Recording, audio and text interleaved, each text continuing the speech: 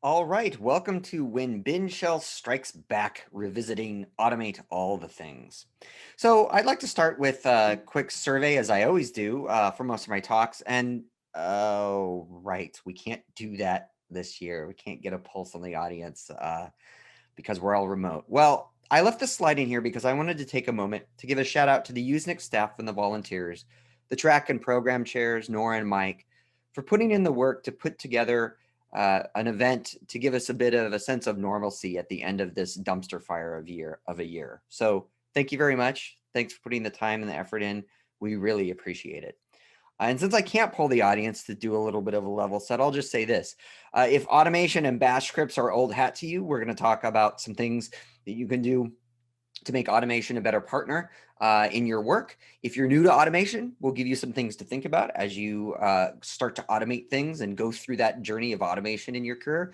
And if you're here and you just use automation, we'll look into and explain why sometimes with that automation, you want to throw your laptop across the room. All right, well, let's start with a story. So does any of this sound familiar? Have any of the aspects of the story I'm about to tell ring true to you, an experience you've had in your career? So we start with let's say an invoice system. It's got a database, does invoices, generates POs, people pay by check, works very well. We're very happy with it, that we designed it. And so we have this payment system now. And then it becomes maybe part of our larger system. So maybe we start, selling new products. We hire a development team and an operations team to work on the system together and make sure it's up and running because it's our products that we're selling are very important. So we have more people involved now in the system. And then, maybe other teams see how successful it is as an invoice system. So they say, all right, well, maybe I'll use it as a reporting system. Maybe a sales team will do forecasts on it. Maybe the marketing team starts pulling together reports to see where the products we're selling sell the best, things like that. And so now it's got a different function than it originally designed. Of course, maybe back to that payment system part. Now we see maybe that, we're taking different forms of payment, credit cards and stuff in there. Maybe we even take Bitcoin now. And so we have to code all of that logic into our original system. Now, maybe we get this push, we have this transformation. We got to automate stuff. Can't be doing things by hand. So we write a little bit of automation. And then maybe, though it's we have some other priorities come up during the quarter that we're doing this. And so we don't get to maybe automate everything we thought we wanted to. So some of it goes into a run book. So now we've got scripts and automation and folks running around and this new system that does a bunch of extra stuff. And this is, of course, a process that we might have seen over multiple years of a system evolve, right? And so then we look at, maybe we had some monitoring, right? We had a couple of outages, so we had some new monitoring, so we know what's going on. We've got our kind of automated, quote unquote, system. So now we've got our fully automated, monitored invoice reporting and payment system. That's a lot of change, right? Well, maybe one ops person decides he wants to go be a dev. So he goes over to be a developer. And as part of that, he takes a script, one of his automation scripts with him. And maybe over time, he changes that script and maybe updates a runbook of his own as he develops and his team develops new features. And so maybe, unfortunately, for whatever reason, those changes don't get shared back with the original script in the operations team. And so we only see those updates kind of in different parts of the system. Maybe the runbooks evolve differently and take totally divergent paths. And maybe as we start to see this, we start seeing little operational bugs. Maybe the developers start seeing that, wow, there's certain modules that they just know they kind of don't want to touch. But there's small enough things that we think we can sort of deal with this. So the question is, in that story, does any of that seem familiar? I hope it does, because we do a lot of cartoons, I think, in our industry about this. This is one of my favorite ones from Monkey User, who has a lot of cartoons actually around this topic of how systems evolve. So you might be thinking that I'm talking about a particular system that I worked on in my career, or worked on with clients back when I was a consultant. But actually, what I'm describing to you is the case of the 737 MAX. At this point, we're probably pretty all familiar with the 737 MAX, but I want to talk a little bit about the aspects of it that come into this story that hopefully felt familiar from something that you experienced in your career. So this idea of a long drift and failure, we had a long running system with legacy requirements, right? We have this airplane that was designed in the 60s. It was a very successful airplane. And the legacy requirement was we wanted to allow the same people to fly that aircraft without a bunch of new training. We've got different eras of modification, right? And so there's, I think, 4 or 5 now different major subtypes of the 737. With, starting from the original one, they added new, automated cockpit systems and all sorts of additional systems as the state of aviation changed. So there's different even eras that you can almost look at through the decades of modification. Addition of supplemental features to address changes and maintain system abstractions. So this is the idea that I'm talking about, or the idea that I'm talking about is the MCAS system, which you've probably heard of, where Boeing added a bunch of additional software to the system because they wanted to maintain certain pilot abstractions. Pilots, wanting an aircraft that feels like the 737 they were used to. And so Boeing was trying to deliver on that. Disparate and disconnected requirements gathering. And so you've got, pilots wanting a very simple aircraft. In fact, if you read some of the pilot testimonials about the 737, that's one of the things they like about it. It doesn't have a lot of the additional automation that you might see in other aircraft like Airbus, right? And pilots really like that. But you had designers trying to solve for these other things. You've got siloed testing and validation. And so, the FAA ended up handing certification to Boeing to do a lot of the original certification. And of course, the last one, and probably maybe the most important one, early and weak signals of stress within the system. And it came out, you may have remembered that the system, pilots were actually reporting problems with it long before, and here in the United States, actually, before the crashes that happened internationally. So we've got all of these components that are really related to sort of the evolution of the system and the addition of automation and how it plays with folks in that sort of enclosed system.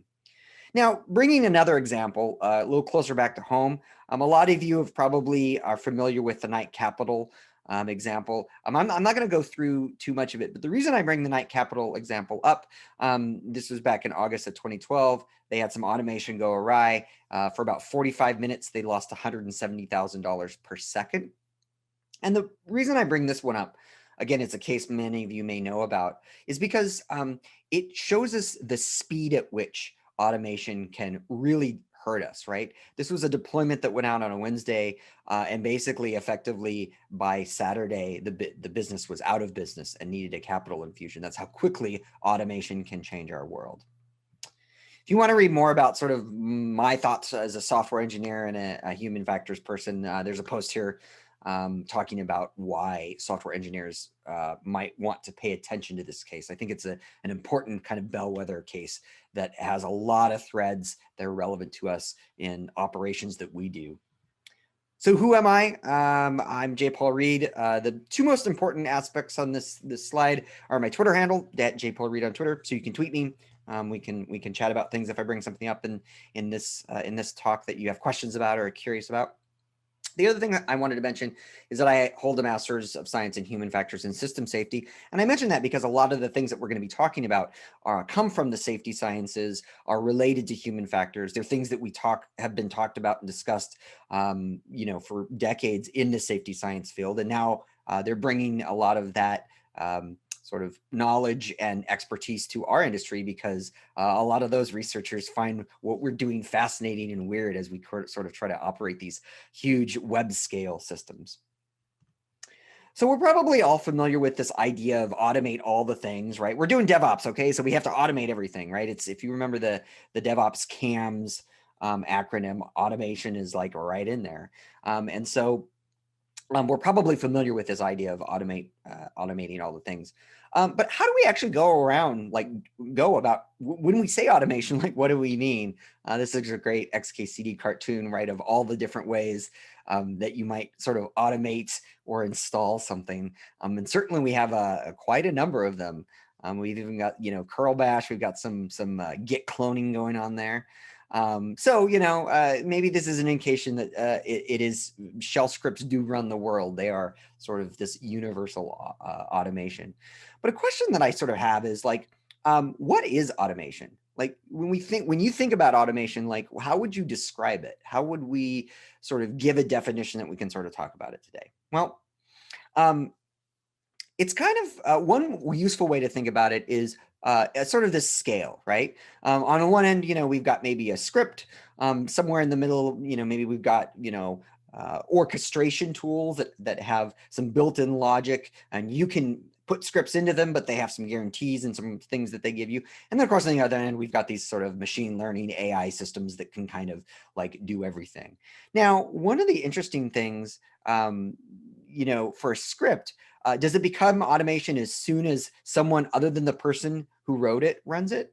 Even if that they run it far off in time, right? Because the author sort of implemented what they would do by hand. Does it only become automation when somebody else runs it with sort of a different set of assumptions? So there's a lot of philosophical questions here. And it's interesting, right? How do we often decide to automate things or decide what to automate, like what should go in the automation? We have run books, right? And so we can even extend that scale, that spectrum into sort of writing a set of instructions down. Now, an interesting thing about this is in our systems, we've got sort of these layers of automation at all different layers, right? So you've got developers that have various types of automation run on their desktop, or that they may write as part of a system to do certain things. And then of course, as we go down through the layers, there's test automation on its way out to production. I was a build and release engineer for a very long time, so you've got build and deployment automation, obviously, and then ops, often operations teams. The teams we're all working in often have automation of their own. So this is a very big sort of complex space. But this gives us a framing to think about that there's a couple of different axes of a spectrum that we can talk about when we talk about like what is automation.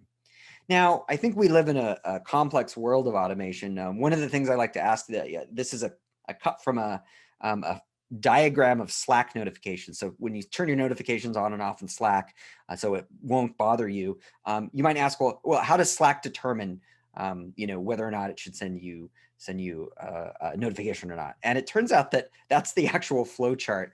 As you can see, there's a number of steps. Now, what's interesting about this is for something as simple as just should Slack send me a message or not, or a notification.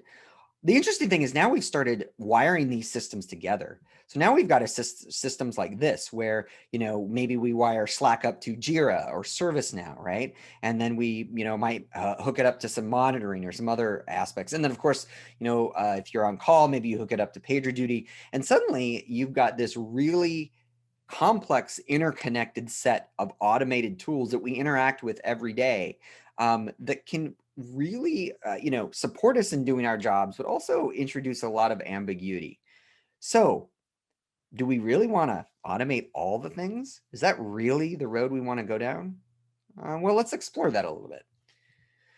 So this is a long-standing question, ironies of automation, or maybe why is automation, why automation could be bad, right? One of the things I really want to call about is if you can zoom in or do zoom in and look at the date on this. This is from Lizane Bainbridge, who wrote this paper in 1983. So this is a problem people have been talking about for a really long time. Like, what are some of the weird properties of automation? Now, the thing I'll mention is she was talking about automation in control systems, so like manufacturing plants and things like that. But I think you'll be surprised at how many things are actually still applicable to the systems we work in. And one of the great quotes from this paper suggests that the increased interest in human factors among engineers reflects the irony that the more advanced the control system is, so more the crucial may be the contribution of the human operator. All right, so let's dig into some of these ironies that Bainbridge described for us. So obviously, if we have a system that we used to have a system that we used to act on and do a bunch of steps manually, those skills are going to deteriorate if we automate them because we're not using them. This actually has come up a big discussion over the past couple decades with pilots in aviation as more of the cockpit becomes automated. The generation of new strategies requires an adequate knowledge of the system. So what we mean here is that new strategies, when you're faced with a system that's in a state that you're trying to remediate, so an incident or something, coming up with new ways and new solutions to weird problems, or even new solutions of things that you might want to automate in the future or think about, that requires a really good understanding of the interworking of the system. And as we maybe put more abstractions and move further away from day-to-day interaction with the system, we can lose some of that knowledge. There's some concern, I'll read the quote, there's some concern that the present generation of automated systems, which are monitored by former manual operators, are riding on their skills, which later generations of operators cannot be expected to have. So that means that right now, when we automate a lot of things, as we hire in newer folks, maybe we don't train them on the details of the automation because we know about it, we maybe implemented it, but the people that come behind us may actually not have a good understanding of how the automation works because it's not something that they had to implement or think about because the automation does it for them. Automation generally requires a speed versus correctness trade-off. And this is a really key point. It's one of my favorite points. It's the idea that we, as we move faster, we can prove the acceptability of automation, but we can't validate its correctness. The whole point of automating things is to get more things done quicker. But the problem is that as we scale those automation efforts, we can't actually validate that the automation did it correct in every single instance. And if you've ever run a big cloud, cloud operation where you've got a lot of nodes in the cloud, a lot of times automation will run against it. But if you've got thousands of those, you're not going to log into each one to see that it came up okay or that the automation did what it said it was going to do. We know that it's acceptable, right? If we can deploy our service and it stays up and it looks good, and most of the instances are going fine, that's acceptable. The service is up. But if you want to prove 100% correctness, there's a trade-off there. We would have to move slower to do that. And that's a thing that kind of can bite us. Automation can camouflage the current system state. So a lot of these control systems have boundaries in which they will operate, right? Between, to use maybe a car, maybe the automation will operate between 20 miles an hour and 40 miles an hour. And what might happen though, maybe we're on a slippery road or something, and we get going faster than 40 miles an hour. So the system tries to brake, right, and keep it within that window.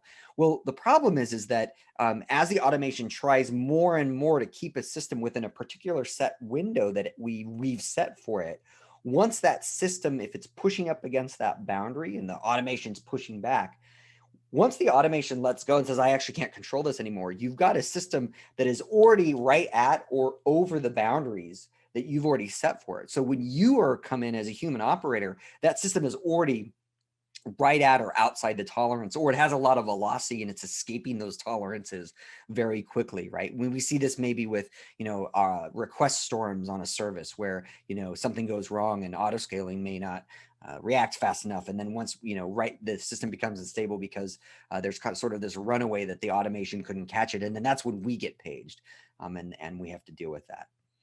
Automatic systems should fail, obviously. This is another irony. And I always love this one because it's like, gee, you think? That seems pretty obvious. But sometimes automation, and you've probably experienced this, doesn't fail very, very obviously.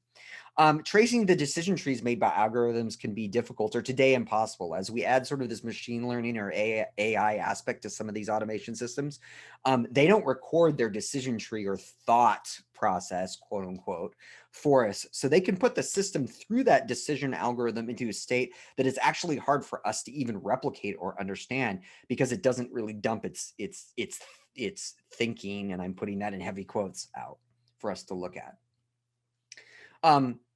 And this, as I mentioned, leads to the inability to fully understand the current context of the system when we eventually do get paged, because the system was right at the boundaries that we set for it. Now it's outside those boundaries. We can't ask the automation, how did it get here? We hopefully have some logs, but if the automation was interacting with the system, we are limited by what we can query for that. Now, I want to ask, have any of you ever asked yourself one of these questions while you've been working an incident? What is it doing now? What will it do next? How did I get into this mode? My favorite, stop interrupting me when I'm busy. One of the interesting things about this is these are all quotes. I'm sure I've said them in my career. You probably have too. But these are all quotes that come from pilots and doctors when they studied automation with those two groups of folks. One of the last ironies that I think is most interesting, it is ironic to train operators to follow instructions, and then we put them into a system to provide intelligence into it. It's probably my favorite irony that she points out. This idea that we sort of tell people, okay, we automated, we made it dummy proof, so you don't have to do anything. But then also, can you sit here and maybe watch it and make sure that it is okay? And by the way, can you be on call for this fully automated system? That is certainly probably the biggest of the ironies. Some other problematic aspects of automation. Automation is often disconnected or treated distinctly from the application. So that's why I put that Rampo pill, sort of set it and forget it. We often basically, what that says is we write automation for things, but it doesn't, the product may evolve separate from the automation that runs the product. And so can often be this sort of disjointedness about the automation that's responsible for operations versus the program itself or the service that we're running and the way that it evolved. And we saw that in that parable that I said, that I walked us through. Same thing here, not co-evolved with the application or treated itself as a product, right? We think of automation as sort of, yeah, it's in the scripts directory of the source repo, but it's not really thought of as its own sort of unique product that supports another service, and then is important because it is actually full-fledged in that way. And then, of course, teams can oddly devalue the implementation and ownership of automation, right? A lot of times, release engineers, again, in my career, spent a lot of time doing automation, and a lot of folks thought, well, the release engineers were the least capable engineers on the team, so they went and wrote automation for all of us. That always seemed weird to me. So I want to talk a little bit about joint cognitive systems, because this is where I think you'll see the interactions of automation and how they sort of interplay, and what the real sort of concern is, right? And so if you look at sort of a joint cognitive system, operators, I'm talking about the humans, we have autonomy. We can do things. We can act on our own on the system and change it in ways. We have authority. And so what that means is we have a purview of the system that we can actually put inputs into and impact that system. We have directed attention. So what I mean by that is we pay attention to a part of the system when we're doing that work, and we can actually talk about what that is, right? And because we have that directed attention, it means we also have this idea of redirectability. Something else can get our attention. So I can be looking at you or looking at the system doing something, and then if I see an alert go off or another page, my attention will get redirected. And then, of course, interpredictability. It's this idea that I can actually join a bunch of operators that are working on a problem. I can describe what I'm paying attention to. I can describe what I see. I can say, hey, I'm getting paged. Can somebody else write this email to the executives or whatever, right? And so it's this idea that we can come together and work on a system in a particular fashion, and there's this interpredictability between these agents. Now let's look at automation, right? Well, certainly, automation has autonomy. It can work on systems. It can impact systems, because that's why we write it. And it has authority to do so. In fact, we give it that authority to do so when we give it, access keys and all of those things. Does it have directed attention? Can you ask a script what it currently is paying attention to? Probably not. Similarly, can you make a script pay attention to something else? Maybe work on this other database, or stop doing a backup when you find out that it's wrong. Can you tell a script, hey, stop doing that? No, probably not. I mean, you have to actually interact with the script to get it to do that. And then, of course, interpredictability. If you've ever wondered, what in the world is this script doing, it's probably pretty clear that you don't have a lot of interpredictability with it. Now, here's the important part. These three things are the foundations of coordination, right? They are the things that we disconnect most with on automation. And there's a great quote from Dr. Dave Woods that says, technologists often mistake connectivity, and that's the capability to connect different parties and data sources together, for coordination. We often, throw a bunch of things together, but are they really coordinated in any coherent fashion? Are we able to interact with them in a way that is ergonomic, not only for us and our fellow humans, but for the rest of the technology? Now, the other part that I want to talk about a little bit is this idea of the animacy paradox. So this is the idea that automated systems, as they increase in autonomy and the authority, and basically can do more things. They have two kinds of interpretations. The first one is as a deterministic machine, right? This idea that we can look at a script or a system and say, okay, it will always work in these ways all the times. I understand it enough to be able to make those claims. And then the other way that we can look at it is an animate agent capable of activities independent of the operator, right? That the script is running around and doing things. It's its own agent, right? Now, the interesting and relevant part of this is that the difference between these two things is one is our interpretation in hindsight. When we're looking at a situation after the fact, we can see that oh, I know, yes, the script is deterministic and it has a bug, right? That's why it did its thing. But in context, it can be incredibly difficult for us as operators to figure out what's going on, to understand why is this automation doing that. And what's interesting is if you look at what is the major difference between our ability to look at something in context and look at something in hindsight. You're right. It's an incident. What's interesting is that if you look at this, right, a lot of people that have been looking at that 737 MAX case are looking at it in hindsight. And we're able to say now, oh yeah, it was this MCAS system, that does these things and it was designed for these reasons, et cetera, et cetera. But in context, when you look at the pilots in the aircraft and the high tempo, high consequence situation that they were in, to them, it looked like there were gremlins running around their airplane. They couldn't comprehend what was going on. And that's a major sort of difference here that's important. And you'll see this a lot, by the way, if you hold operational retrospectives. Pay attention to this animacy paradox. I want to talk real quickly about the Rasmussen Triangle. If you've heard me do a talk, I love this concept. So I've talked about it before. There's a point I want to make, so I'll go through it real quickly, and then I'll get to the point that is relevant for our discussion today. So Rasmussen was a safety science researcher. He came up with this idea that you have the boundary of the boundary of economic failure. Up in the upper right hand there. On the bottom, you've got the boundary of unacceptable workload, and then you've got the boundary of functionally acceptable performance or acceptable risk. On the left side there. And so what do we mean by this? Well, basically it means that if we go over the economic boundary, it would be too expensive. We wouldn't do it. It would cost too much. So the business wouldn't pay for it. On the lower there with the baby, that basically means humans are always trying to look for efficiency gains and how they do their personal work. We're basically lazy at heart. And so we try to do more with less. And I mean that cognitively, right? The best use of our cognitive energy.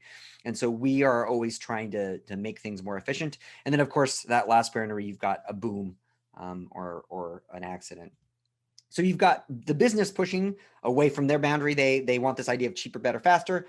And then you've got us, maximum work for the least amount of effort. Where are we all pushing the boundary of the system? That's right, towards that scary boom boundary.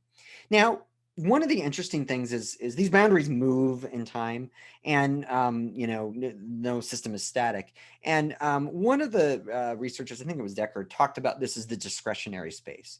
And teams that are really good at remediating incidents quickly and preventing them, quote unquote, to the extent that you can, and there's a huge asterisk to preventing an incident, what they're really good at is exploring this discretionary space.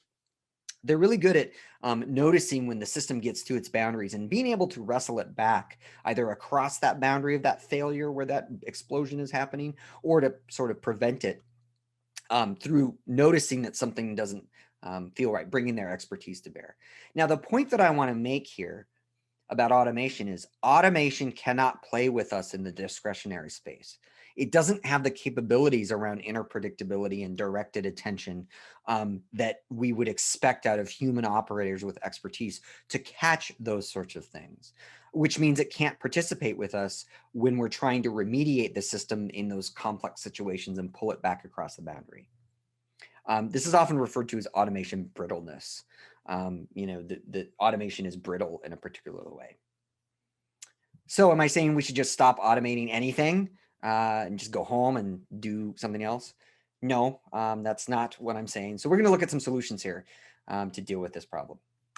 So many of you may have seen or seen the book, The Checklist Manifesto. One of my favorite parts of this book, he talks about checklists in a bunch of industries, including medicine. Gawande is a doctor, a surgeon. Aviation is another one they look at. He looks at construction checklists. And one of the things I really find interesting is that he talks about, there's a quote in there, it somehow feels beneath us to use a checklist, an embarrassment. And one of the big points that he's making is that, surgeons and lots of people think, oh, I don't need a checklist, I've got this. But when the research shows that actually how much something simple like a checklist can help. So what do I mean here? Do I mean we should just all move to checklists? No. And I don't mean a checklist like this, where you kind of just have a bunch of things and you check them off, or even like this. This is a checklist from when I was flying, and you'll notice I added closed flight plan because I had actually forgotten to do that once, and they sent out search and rescue for me, which was embarrassing. But I'm actually talking more about a checklist like this. And so what you'll notice here, there's a couple of really relevant aspects to this. There's a person or an agent that is responsible for executing the item on the checklist. And then there's a person responsible for reviewing that. And when I've used this as a tool for folks to develop automation, what you find is that if you watch people using this checklist, the person doing the task will do something, and then the person verifying it in the task will often say, oh, I do it in this different way, or did you notice this other thing, or that's really interesting because I was thinking about XYZ. You'll notice there's a field there for notes and deviations and observations, because what you find if people really engage with this is that you'll start to get a lot of information that if you just wrote down a checklist with a check and somebody did it, that they would miss. So it's really actually about two agents coming together to refine this. And so when you do it well, you do get a lot of notes and observations. One of the things, though, that I will say is that it's useful to do, the reason that you would use it this way is actually for a requirements spec. So that when you go and actually implement automation, that you get a bunch of different perspectives from folks that were actors in the system that did the thing you're going to ask the automation to do. And you're going to get a bunch of sharp edges of people's experience that can go into the planning of that sort of automation. And of course, this is another XKCD cartoon about, how much sort of what we think automation looks like when we implement it, and then when it actually looks like. And so this is what it's about. It's not about switching to paper checklists. It's about doing this process over a period of time. And what I generally say is do it until the checklist that you have doesn't change anymore, because you'll find in those first couple of iterations, you'll be adding steps and changing steps and maybe deleting some steps. Once it doesn't change, you can then take that and write a shell script or write whatever automation you're going to write. Version control still matters. This is from 2016 State of DevOps report. Application code and app system configuration, all in version control, contributes to higher performance. They started looking at this in 2014. Now, everybody's probably like, yeah, Git, we got it. One of the things, though, I'll point out, who's used Jenkins? Here's that field where we would have that 50-line script that was never version controlled. Now, a lot of folks have moved to the Jenkins plugin where you can version control this, or use a different service where this is version controlled. But one of the things I'll bring up is this low-code movement. Slack has a low-code environment. And we're not, those environments don't lend themselves to capturing these things in version control. Why is version control important? Well, it turns out that one of the first ways that we look at a system when it's gone haywire is we look at what changes were made. And we will look in version control. That if we don't have that for some of these new tools like low-code environments, or tools that don't lend themselves automatically as a workflow to checking them in, this can be problematic. So back to Bainbridge, I want to talk a little bit about how she talked about dealing with some of these ironies. And so what you want to do is engage in practices that cultivate the ability to, the way she says it, buy time. So when you have these high tempo, high consequence situations, you want to give the operators, when they're paged in, the ability to basically buy themselves extra time. So one way you can do this is simulation. So chaos engineering, game days, things like that. There's talks here, and this is a widely talked about topic, so I'm not going to talk about that, but that's one of the benefits. And also widening the system understanding. So what do I mean by that? Well, obviously retrospectives, right?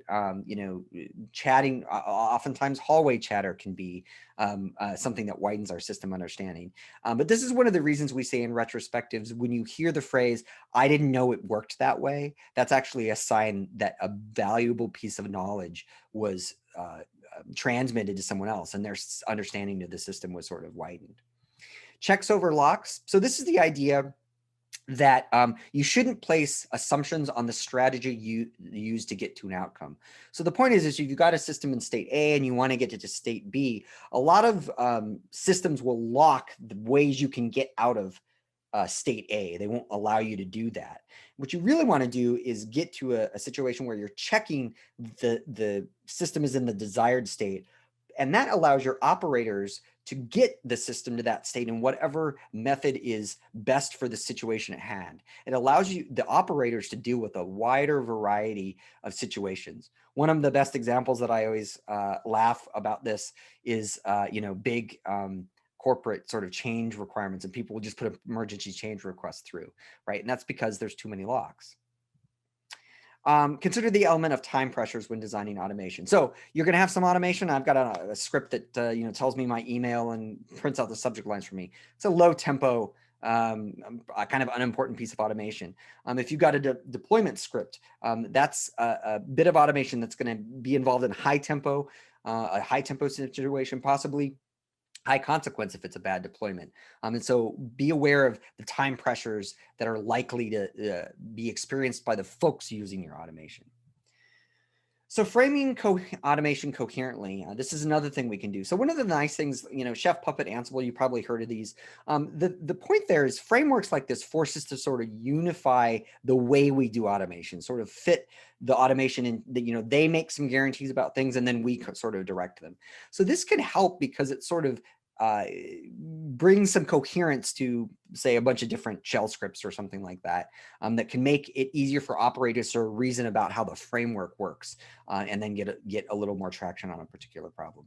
Quick release. So I'm not going to talk about this. This is too much. This is something that a tool that I worked on. It was a release tool, but it had these aspects of execute and verify. So you could execute the steps and verify them separately. You could rerun the single steps, and it had automated logging. The nice thing about this was that if a network share didn't copy a file and the automation stopped, you could fix the network share. Maybe you didn't want to automate that because maybe the network share is always supposed to be up, but then you could go through and run all the verification steps up to that step and then start execution at that one step, which helped with problems like this.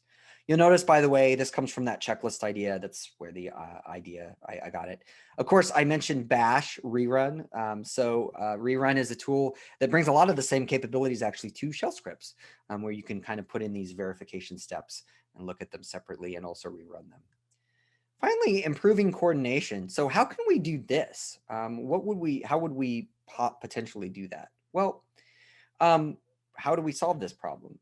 Well, one way that we can do this when we look at automation is sort of this idea of that limited control span. So we can sort of give this sense of attention and directed attention by limiting the things that automation can actually play with, so that we at least know there's only certain things that it'll be looking at. Decomposable stop and start, that's sort of that idea of redirectability at a very sort of simplistic level. And some of these frameworks have that built in, and that's sort of how they're trying to do some take on redirectability. And then of course, interpredictability, that's hard. I don't think we're gonna get there. So that will always make this problem hard. One of the things I'll also add to this is retrospective audit, right? So operators, again, we do retrospectives. We can have that follow-up. One of the things you want to look at in automation is how can you make it be a participant in your retrospective as much as other folks, and especially for more complicated automation where you might have some ML or AI or maybe external things automated, like maybe PagerDuty as a service is automating things, or maybe Slack is automating things. How can you get visibility into that and then bring that data to a retrospective? So to wrap up here, we can keep automating things. Yes, we can. Automation isn't dangerous usually, but the way our industry thinks about automation can be. Computers are and our industry are way behind pretty much every other industry here. We think of automation as the holy grail. Maybe that's because we're so familiar with it. But there are lots of examples where that's bitten other industries in the past. And so it's useful to sort of think about, question the way that our industry sort of thinks about automation. Automation must be designed, and that is a team sport. That's why I talked about, coming together with those checklists with multiple folks to sort of have a team get a requirement specification for automation together. That's also a way to, again, widen that knowledge. Automation should be treated like a product with a product owner. So, it's not just the scripts. It's maybe a supporting run book. It's the version control history. It's validation that the automation did the right thing, which is not monitoring, right? It needs to be co-evolved with the rest of your system, which by definition means people need to maintain expertise in it. If it's a product, then by definition it means that it has a user, and that user must be consulted, which means you need to actually figure out the users of the automation, which often are our colleagues. We can't write that automation in a vacuum. And finally, automation that truly participates in our cognitive joint systems is still very nascent. And it's going to take us a while to sort of wrestle with this, I think. Observability is helping. And then when we can build in aspects of redirectability and retrospective audit, I think they can become a better player in our joint cognitive systems. But it's still nascent, and there's a lot of work to do there. So with those thoughts, be well, wear a mask, and go forth and automate. I'm Paul Reed, and I'll see you all in the Twitter sphere.